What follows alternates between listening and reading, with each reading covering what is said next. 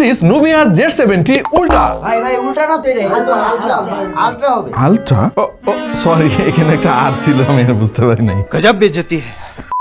This is Nubia Z70 Ultra ZTE। এই ব্র্যান্ডটা আমরা প্রায় ভুলে যেতে বসেছিলাম, বাট তারা একটার পর একটা বোমা বিস্ফোরণ করে যাচ্ছে এবং ধারণা করা হচ্ছে যে ফ্ল্যাগশিপ ফোনের যে জগৎ, সেখানে তারা একটা রেভলিউশন ঘটিয়ে চলেছে গত কয়েক বছর ধরে। কয়েকদিন আগে আমরা রেড ম্যাজিক 10 Pro এর ইমপ্রেশন ভিডিও আপনাদের সঙ্গে শেয়ার করেছিলাম এবং আজকে চলে এসেছে তাদের ফ্ল্যাগশিপ ডিভাইস Z70 Ultra। এবং এই ফোনটা মাত্র কয়েকদিন হলো, মানে 3-4 দিন হলো ইন্টারন্যাশনাল মার্কেটে রিলিজ হয়েছে এবং আমাদের স্টুডিওতে অলরেডি চলে এসেছে। ধন্যবাদ টেক অ্যান্ড টক বিডি এত দ্রুত সময়ের মধ্যে এই ফ্ল্যাগশিপ ডিভাইসগুলো আমাদের স্টুডিওতে পাঠিয়ে দেওয়ার জন্য। কথা না বাড়িয়ে চলুন আমরা এই ফোনটা আনবক্সিং করে ফেলি এবং দেখি এর মধ্যে কি আছে। ইনফ্যাক্ট আমাদের হাতে এই ফোনের দুইটা কালার ভেরিয়েন্ট রয়েছে, একটা হচ্ছে ব্ল্যাক আর একটা হচ্ছে ইয়েলো। ফোন আনবক্স করার আগে জানিয়ে রাখি এই ফোনের বেশ কয়েকটা ভেরিয়েন্ট মার্কেটে অ্যাভেলেবেল রয়েছে। বেস ভেরিয়েন্ট হচ্ছে 12 GB র্যামের সঙ্গে 256 GB স্টোরেজ এবং সর্বোচ্চ 1 TB স্টোরেজ রয়েছে, সঙ্গে 24 GB র্যাম। ভাই 24 GB র্যাম তো আমার পিসিতেও আছে কিনা দেখতে হবে খুঁজে। 24 GB র্যামের ফোন জীবনে কোনোদিন ছুঁয়ে দেখি নাই, আজকে প্রথম দেখবো।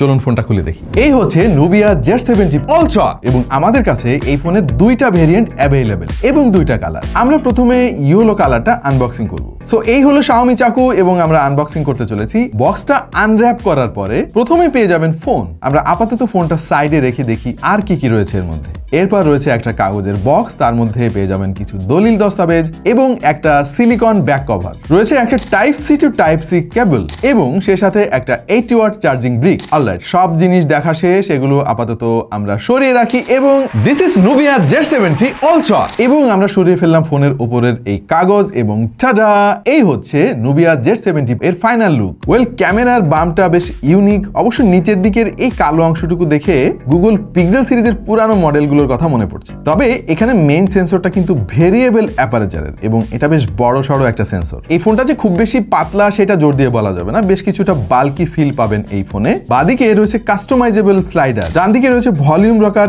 এবং রেড কালারের একটা টেক্সচার্ড পাওয়ার বাটন। পাশাপাশি আরো আমরা দেখতে পাচ্ছি একটা ডেডিকেটেড ক্যামেরা বাটন। সো অবশেষে আমরা ফোনটা ওপেন করে ফেলেছি এবং ফোনটা ওপেন করার পরে প্রথমেই যে জিনিসটা আমাদের নজরে আসলো সেইটা হলো এই ফোনের বেজেল। ভাই ধীরে ধীরে মনে হয় ফোনের বেজেল বলতে কিছুই থাকবে না। লুক অ্যাট দিস, একেবারে ক্লিন একটা লুক আপনি পাবেন। আরো যে জিনিসটা আপনার নজরে আসবে সেটা হলো এই ফোনে নেই কোনো selfie camera cut out. Red magic 10 Proর মতো তারা এখানেও ব্যবহার করেছে আন্ডার ডিসপ্লে সেলফি ক্যামেরা। স্ন্যাপড্রাগনের নতুন একটা যুগে শুরু হয়েছে 3 ন্যানোমিটার আর্কিটেকচারের স্ন্যাপড্রাগন 8 Elite এবং অনেক ফ্ল্যাগশিপ ফোনে আমরা দেখতে পাচ্ছি এই চিপসেটটা। বোঝাই যাচ্ছে যে 2025 সাল কাঁপিয়ে রাখবে বাজার স্ন্যাপড্রাগন 8 Elite। আর একটা স্পেশাল ফিচার আছে এতে, যেটা রিসেন্টলি আমরা আইফোন 16 সিরিজে দেখতে পেয়েছি, সেটা হচ্ছে 4K তে 120 FPS। আমি ঠিক জানি না যে স্ন্যাপড্রাগন Elite 8 এই চিপসেট ব্যবহার করা অন্যান্য ফোন কেন এই ফিচারটা দিচ্ছেন, এটা বেশ কাজে আসে, বিশেষ করে আমাদের মতো কন্টেন্ট ক্রিয়েটরদের জন্য এটা খুবই দরকারি একটা জিনিস। এনিওয়ে, এই ফোনের পেছনে কিন্তু ব্যবহার করা হয়েছে গ্লাস, সুতরাং খুবই সাবধানে ব্যবহার করতে হবে।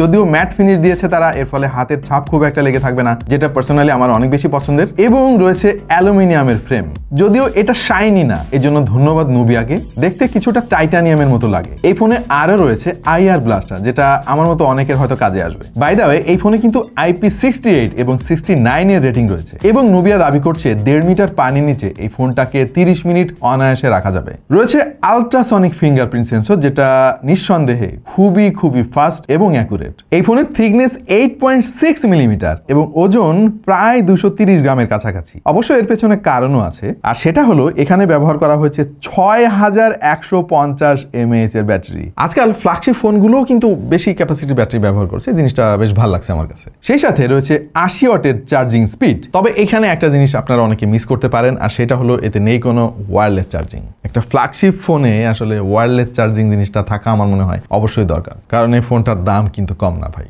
ও বাই দ্য ওয়ে, এই ফোনের দামই তো এখনো আপনাদেরকে বলা হয় না। ইনফ্যাক্ট যেহেতু নতুন এসেছে আমাদের বাংলাদেশে, এই ফোনটা এই মুহূর্তে দাম একটু চড়া রয়েছে, ধীরে ধীরে হয়তো একটু করে কমে আসবে। প্রসঙ্গত আপনাদেরকে আরো একবার মনে করিয়ে দিতে চাই টেক অ্যান্ড টক বিডির কথা। তারাই আমাদের কাছে এত দ্রুততম সময়ের মধ্যে ফোনগুলো পাঠিয়েছে এবং এই ফোনের বেশ কয়েকটা ভেরিয়েন্ট তাদের কাছে পাওয়া যাচ্ছে। এবং আপনার পছন্দ আইফোন হোক বা Android, tech and talk BD হতে পারে আপনার অন্যতম সেরা সঙ্গী। এটা যে বেস ভেরিয়েন্ট, মানে 12 GB র্যামের সঙ্গে 256 GB স্টোরেজ, ওইটার দাম এই এই মুহূর্তে 1,10,000 টাকার আশেপাশে আছে, ভয় পায় না ভাই, এটা ইন্টারন্যাশনাল ভেরিয়েন্ট। আর চাইনিজ ভেরিয়েন্টের দাম হয়তো আরেকটু কম থাকবে। 16 জিবি র্যামের সঙ্গে 512 জিবি যে ভেরিয়েন্টটা, ওইটা দাম আছে 1,20,000 টাকার আশেপাশে, এবং 1 টেরাবাইট যে ভেরিয়েন্টটা 24 জিবি র্যামের সঙ্গে, ওইটার দাম 1,35,000 টাকার আশেপাশে। আপনি যদি এই ফোনটা কেনার কথা ভেবে থাকেন তাহলে আমার মনে হয় টেক অ্যান্ড টক বিডির সঙ্গে একটু আলাপ করে নেওয়া ভালো, কারণ দাম প্রতিনিয়ত চেঞ্জ হচ্ছে। পেছনে 3টা ক্যামেরা তারা ব্যবহার করেছে। মেইন সেন্সর 50 মেগাপিক্সেলের, যেটার অ্যাপারচার 1.6, এবং এটা কিন্তু ভেরিয়েবল অ্যাপারচার, আপনি চাইলে এই অ্যাপারচারটা কমিয়ে বা বাড়িয়ে রাখতে পারবেন। আরও রয়েছে 64 মেগাপিক্সেলের 2.5 অ্যাপারচারের একটা পেরিস্কোপ টেলিফটো লেন্স, এবং 50 মেগাপিক্সেলের একটা আলট্রা ওয়াইড শুটার। সামনে ব্যবহার করা হয়েছে 16 মেগাপিক্সেলের একটা সেন্সর, যেটা ডিসপ্লের ভেতরে, এবং ডিসপ্লের ভেতরে হলে যা হয় ছবির কোয়ালিটি আসলে আশানুরূপ পাবেন না আপনি, এটা গ্যারান্টি দিয়ে বলা যায়। ইনফ্যাক্ট আমাদেরও যে খুব বেশি পছন্দ হয়েছে তাও না, বাট এই ফোনটা তো তারাই কিনবেন যাদের ভাই সেলফি টেলফি খুব একটা তোলার দরকার হয় না ভুল ভবিষ্যৎ, এবং খুব ক্লিন একটা লুক চান। তবে একটা উইয়ার্ড জিনিস খেয়াল করলাম নুবিয়া ফোনে, সেটা হচ্ছে সেলফি ক্যামেরা দিয়ে ছবি তোলার পরে সেটা আপনি যখন দেখতে চাইবেন প্রসেসিংয়ে একটু বেশি সময় নিচ্ছে। এনিওয়ে ডেফিনেটলি এটা একটা software glitch. By the way, এখানে ব্যবহার করা হয়েছে 6.85 ইঞ্চির একটা অ্যামোলেড ডিসপ্লে, যেটা 144 হার্টজ পর্যন্ত রিফ্রেশের সাপোর্ট করে। রয়েছে HDR10 সাপোর্ট, এবং এর সর্বোচ্চ ব্রাইটনেস হচ্ছে 2000 নিটস। এইটা কিন্তু এমন নয় যে পৃথিবীর সেরা একটা ডিসপ্লে, এর চাইতে ভালো ডিসপ্লের ফোন আমরা এর আগে দেখেছি, ইনফ্যাক্ট সামনেও দেখবো। তবে এই ডিসপ্লেকে কোনো অংশে খারাপও বলা যাচ্ছে না। ফ্ল্যাগশিপ চিপসেট হওয়ায় অনায়াসে গেমিং করা যাবে, কোনো ইস্যু নাই, এবং এই ফোনের যে পারফরমেন্স ভাই সেটা বলে আর সময় নষ্ট করতে চাচ্ছি না, this is a beast. Anyway এই ফোনের ফুল রিভিউতে আমরা একেবারে পুঙ্খানুপুঙ্খ আলাপ করবো আপনাদের সঙ্গে, যে এটার পারফরমেন্স কোন দিকে ভালো পেয়েছি, কোন দিকে খারাপ পেয়েছি, ব্যাটারি ক্যাপাসিটি কেমন, ইত্যাদি ইত্যাদি সব কিছু আপনাদেরকে জানাবো। আপনারা আসলে এই ফোনের কোন দিকটা একটু বেশি জানতে চান, কি কি জানতে চান, একটু কমেন্টে আমাদেরকে জানান। আপাতত এই পর্যন্তই প্রিয় দর্শক, খুব বেশি সময় নষ্ট করবো না। এখন আমাদের কাজ হচ্ছে এই ফোনটা খুব ভালোভাবে ব্যবহার করা, গেমিং করা, ছবি তোলা, ইত্যাদি ইত্যাদি, এবং যাতে করে আপনাদেরকে একদম ক্লিয়ার একটা ধারণা দিতে পারি আমাদের ফুল রিভিউতে। আশা করছি ততদিন আমাদের সঙ্গেই থাকবেন, এবং যারা এখনো সাবস্ক্রাইব করেন নাই সাবস্ক্রাইব করে ফেলেন ভাইয়া। দেখা হয়ে যাবে অন্য কোনো ভিডিওতে ভিন্ন কোনো বিষয় নিয়ে। সেই পর্যন্ত সবাই ভালো থাকুন, সুস্থ থাকুন, এবং দেখতে থাকুন টেক টু দ্য পয়েন্ট।